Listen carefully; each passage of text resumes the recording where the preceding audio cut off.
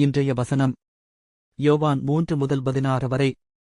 தேவன் தம்முடைய ஒரே பேரான குமாரனை விசுவாசிக்கிறவன் எவனோ அவன் கெட்டுப்போகாமல் நித்திய ஜீவனை அடையும்படிக்கு அவரைத் தந்தருளி இவ்வளவாய் உலகத்தில் அன்பு கூர்ந்தார். அன்பின் உயரத்தையும் ஆழத்தையும் இவ்வசனம் கூறுகிறது. தேவன் மனிதர்களை மீட்க தன்னை முழுமையாக அர்ப்பணித்தார். ஒரு சிறிய கிராமத்தில் அஜய் என்ற இளைஞன் வாழ்ந்து வந்தான்.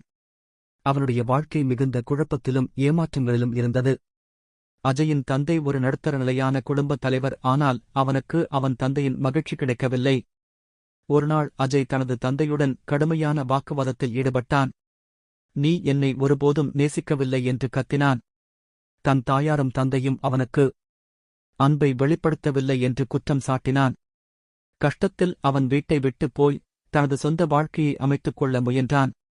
அஜய் நகரத்தில் சென்று வேலை தேடினான். ஆனால் எங்கு சென்றாலும் தோல்வி.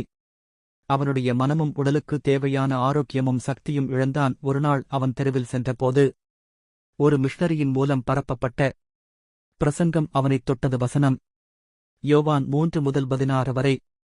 அவன் ஒரு தேவாலயத்திற்கு சென்று தேவனை அன்பை நினைத்து ஜெபம் பண்ணினால் மீண்டும் அவனுடைய கிராமத்திற்கு சென்று தந்தையுடனும் தாயுடனும் மகிழ்ச்சியுடன் வாழ்ந்து வந்தான். இந்த வார்த்தை உங்களுடைய வாழ்க்கையில் தேவனுடைய அன்பு எப்பொழுதும் நிலைத்திருக்கும். கர்த்தர் உங்களை ஆசீர்வதிப்பாராக.